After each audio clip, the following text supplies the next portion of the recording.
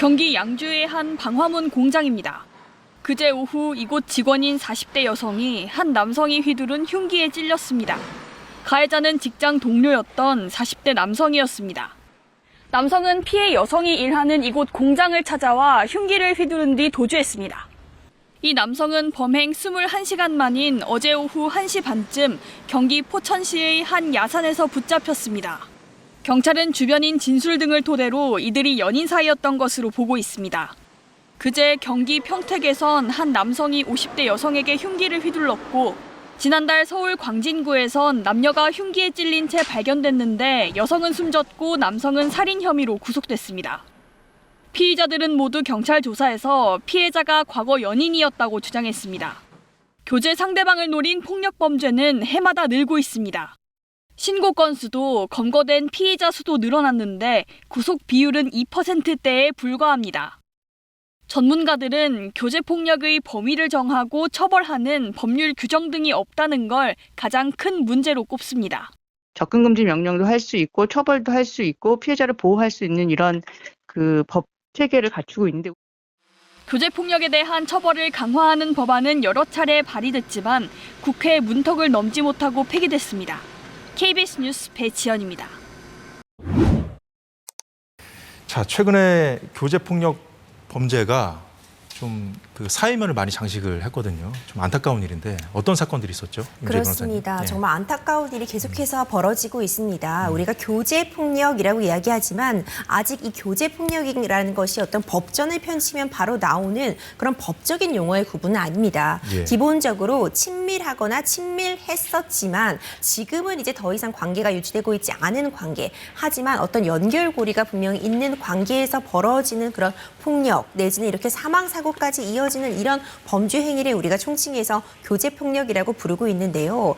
잇따라서 굉장히 강력 범죄가 발생을 해왔습니다. 특히 화성 오피스텔 살인 사건으로 좀 알려져 있죠. 예. 여자친구를 잔인하게 살인하고 그 어머니까지도 크게 다치게 하는 이미 신상이 공개되었기 때문에 이제 김래아 사건이라고도 불리고 있고요. 그리고 얼마 전에 큰 이제 관심을 받았던 이미 헤어졌던 관계임에도 불구하고 다시 만나주지 않으면은 본인이 본인 스스로 목숨을 끊겠다. 그래서 옥상으로 여자친구를 불러내서 결국 살인의 결과가 있었던 이제 의대생 여자친구 살인 사건으로 좀 많이 가해자가 알려져 있잖아요. 의대생이라 더 이슈가 됐었죠. 맞습니다. 그런 사건도 있었고요. 그리고 정말 안타까운 고 이호정 씨 사건도 있는데요. 네. 본인의 본인의 자취방에서 1시간가량 정말 크게 이제 폭행을 당하고 결국 이제 목숨을 잃어서 정말 많은 분들의 공분을 샀잖아요. 이런 교제폭력의 범죄에 들어오는 그런 강력 범죄들이 연달아 발생하고 있는 상황입니다.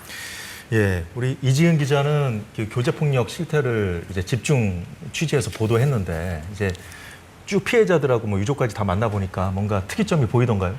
네, 이 교제폭력이 좀 다른 폭력과 다르게 좀 특이점, 공통점이라고 할 수 있는 부분들이 좀 보여졌는데요. 네. 일단 가장 첫 번째는 이 교제폭력이 사건으로 드러나기 전에 이미 오랫동안 이 둘 관계에서 폭력이 일상적이고 반복적으로 진행돼 왔다라는 거를 알 수가 있었고요.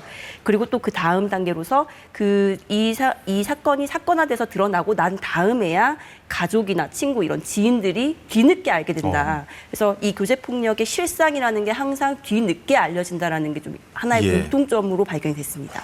자, 뒤늦게 알려졌다. 이거 굉장히 좀 중요한 부분 지적해 주셨는데 왜 이렇게 주변에 알리지 못했을까요?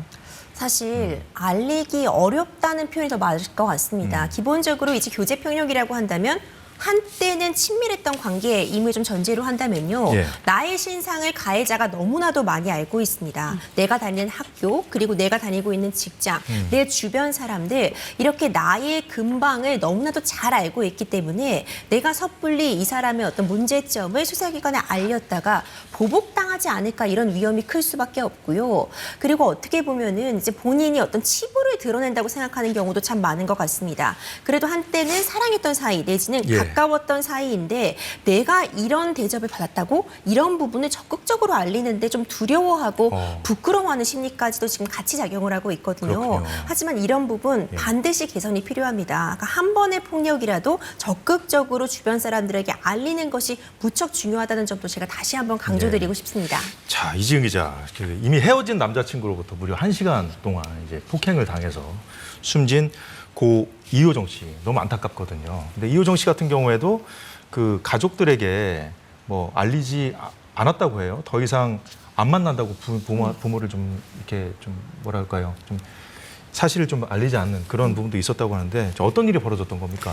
일단 사건이 있었던 거는 지난 4월 1일 오전이었습니다. 이 효정 씨가 자기 자취방에서 잠을 자고 있었는데 예. 전 남자친구가 갑자기 찾아와서 미리 알아냈던 비밀번호를 눌러서 들어왔습니다. 들어와서는 자고 있던 이 효정 씨를 무차별하게 폭행을 한 거죠. 무방비 상태로 이제 폭행을 당하다가 이 효정 씨가 이제 어머니에게 급히 이제 도움을 요청하는 전화를 걸게 됩니다. 이 전화 통화 내용을 먼저 듣고 말씀 이어가면 좋겠습니다. 예. 네. 엄마, 왜? 엄마, 왜? 엄마, 왜 말을 해? 엄마, 나 빨리 앞으로 와줘. 무슨 일 있어? 나 때렸어. 있어. 나 엄청 때렸는데. 나 여기 문제 생겼어.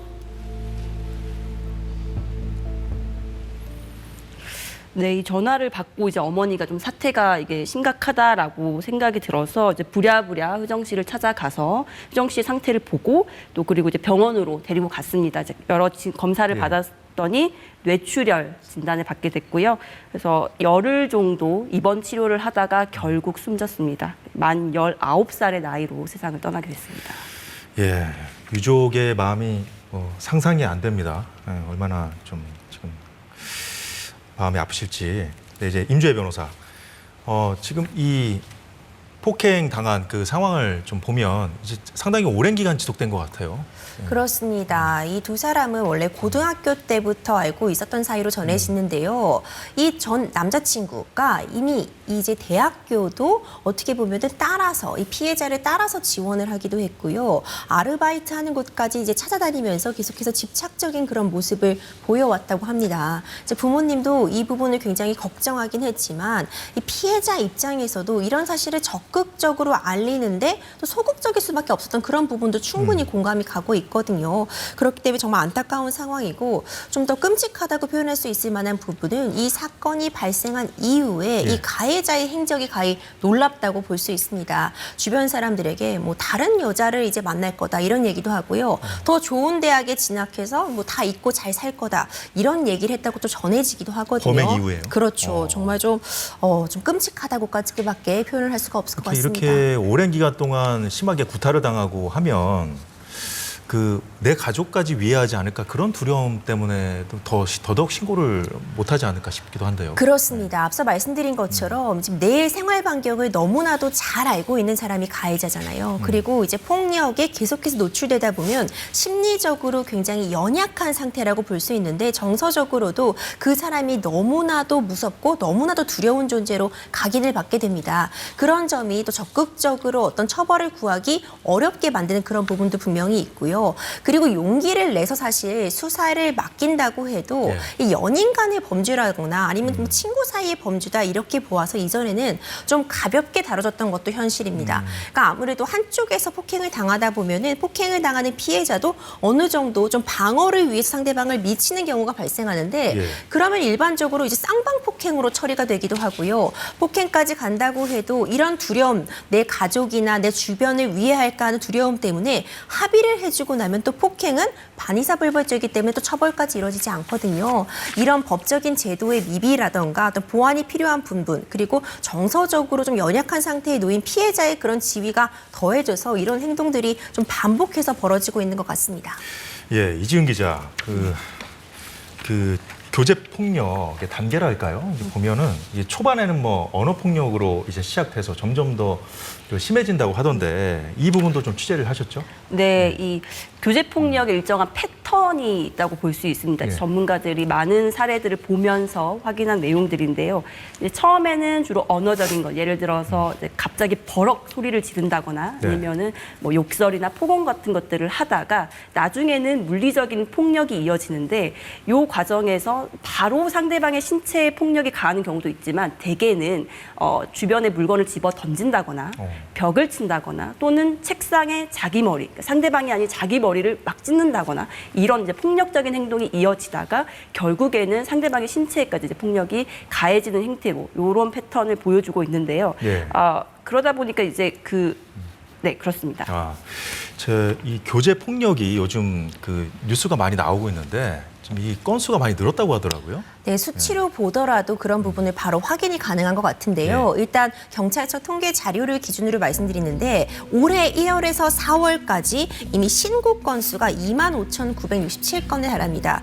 근데 이 중에서 검거, 그러니까 붙잡힌 사람은 4,400명에 달하고요. 예. 그런데 구속까지 간 비율은 82명에 불과합니다. 그러니까 2%가 안 돼요. 그러니까 결국 이렇게 많은 건수들이 발생을 하고 있고 건수가 증가하고 있는 부분은 이전보다 이 사건 자체가 늘었다고 분석을 하기보다는 예. 이제는 이런 교제 폭력이라는 것이 하나의 어떤 그런 폭력의 범주로서 많이 알려져 있고 그래도 신고를 하고 처벌을 구하려는 사람이 늘어나고 있다고도 예. 평가를 하고 있을 것 같아서 자체가 늘었다기보다는 그렇죠. 예. 이 부분은 그래도 조금은 긍정적으로 볼 수 있겠지만 지금 예. 구속 비율을 보자면은 2%가 안 되거든요. 그러니까 결국 처벌까지 이어지거나 어떤 적극적인 조치로 나아가는 비율은 훨씬 더 낮은 것으로 보이고요. 네. 이 통계 조사에서도 좀 문제로 지적될 만한 부분은 사실 사망까지 이른 경우에는 또 이 교제 폭력의 범주에서는 이제 벗어났잖아요. 이제 살인으로 갔기 때문에 그렇죠. 그런 네. 부분은 또 통계에서 지금 잡혀 있지 않습니다. 하지만 지난 1년 동안 교제 폭력에서 시작해서 살인까지 이어진 것으로 알려진 그 명수만 해도 49명에 달하거든요. 그렇기 때문에 실질적으로 아직 신고나 이런 집계에 들어오지 못한 수준의 어떤 이 교제 폭력의 유형도 예. 다양하고 굉장히 다수일 것으로 충분히 예측이 가능합니다. 여전히 이 통계에 잡히지 않는 그런 피해 사례들이 많을 거다라는 말씀을 그렇죠. 해주셨는데, 근데 이제 그 앞서 이제 경찰의 수사라든가 어떤 처벌의 문제도 좀 짚어주셨어요. 좀 너무 가볍다는 건데, 저 효정씨 사건 이지은 기자, 그러니까 이제 부모님이 경찰에 12번이나 신고를 했다고요. 사망하기 전에. 예. 네네. 신고 당사자는 효정 씨였습니다. 신고 숨지기 당사자는 전에 효정 씨. 네. 12차례 신고를 했는데 저희가 이제 112 신고 내역서를 한번 확인을 해봤는데 네. 경찰의 조치라는 게 크게 별다른 조치가 없다 이런 부분들이 좀 확인이 됐어요. 이전 출동을 하면 이제 사건의 경위가 어떤지 일단 파악을 한 다음에 마지막에 가서는 신고한 효정 씨에게 처벌 의사를 묻습니다. 그러니까 변호사님께서 잠깐 말씀해 주셨지만 네. 이게 본인이 처벌 의사가 없으면 이 가해자를 처벌할 수가 없기 때문에 이제 다시 한번 이제 의사를 묻게 되는데 이 과정에서 대부분 효정 씨가 처벌 의사가 없다.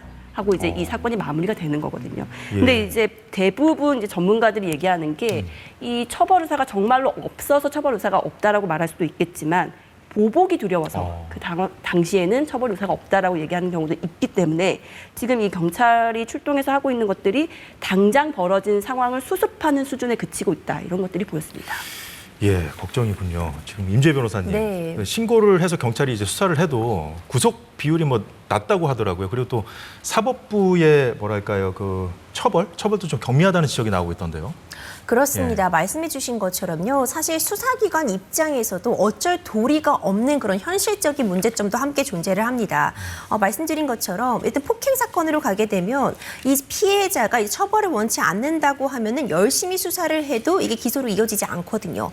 그렇기 때문에 이런 부분 의사를 물을 수밖에 없는데 대부분의 경우라고 저는 판단이 됩니다. 사실 보복이 두렵기 때문에 내가 처벌을 하고 싶어도 중간에 처벌을 원치 않는다고 말할 수밖에 없는 그런 현실이 존재한데 지금 법 규정상으로도 좀 문제로 지적될 수 있는 부분이요.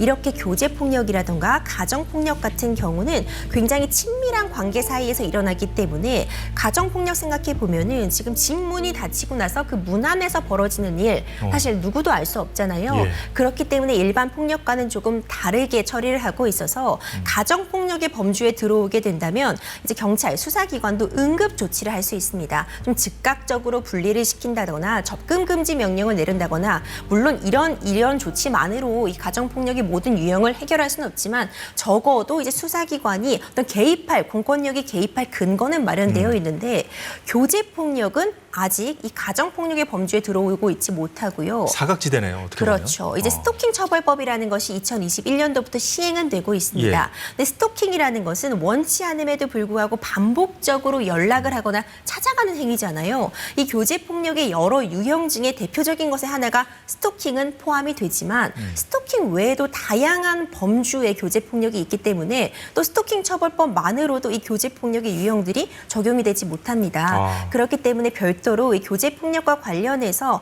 이런 응급 조치들을 할 수 있는 그런 근거를 마련해 두어야 된다. 관련 법이 필요하다는 얘기가 계속 나오고 있지만 사실 계속해서 국회에서 계류 중인 상황이라서 이런 부분도 좀 빠르게 법적인 보완이 반드시 필요해 보입니다.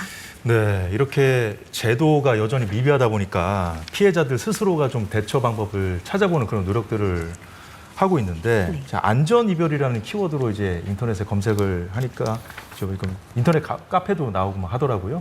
예, 이 기자 취재한 내용 보니까. 예. 네, 실제로 이제 인터넷 뭐 포털이라든가 곳에 이제 검색을 해서 안전한 이별, 안전 이별 검색을 하면 다양한 이제 사람들이 고민했던 고민거리와 거기에 대해서 나름대로의 조언 같은 것들이 많이 담겨 있었습니다. 예를 들어서 뭐 큰 돈을 요구해라, 아니면 뭐 몰래 이사를 가라, 아니면 뭐 심지어는 씻지 않고 좀 이렇게 아주 지저분한 모습을 많이 보여줘서 스스로 이제 이별을 할 수 예. 있게끔 해라, 이런 방법들이 많이 제시가 됐는데 전문가들은 이런 방법으로 이별을 시도하는 게 굉장히 위험하다고 얘기를 합니다. 그래요? 왜냐하면 이미 폭력을 오랫동안 행사해왔던 상대방은 본인의 어떤 이 사람이 그 사실 자체를 숨기게 하는 것, 주변 사람들에게 알리지 않고 몰래 모든 것들을 행동하게 하는 것 자체가 하나의 협박 수단으로 또 활용하고 굉장히 영악하게 그것을 캐치해내기 때문에 오히려 그게 더 큰 피해를 불러올 수 있다, 이렇게 조언을 하고 있었습니다. 이제 남자친구의 폭력을 피해서 이제 이사를 한다든가 그랬을 때는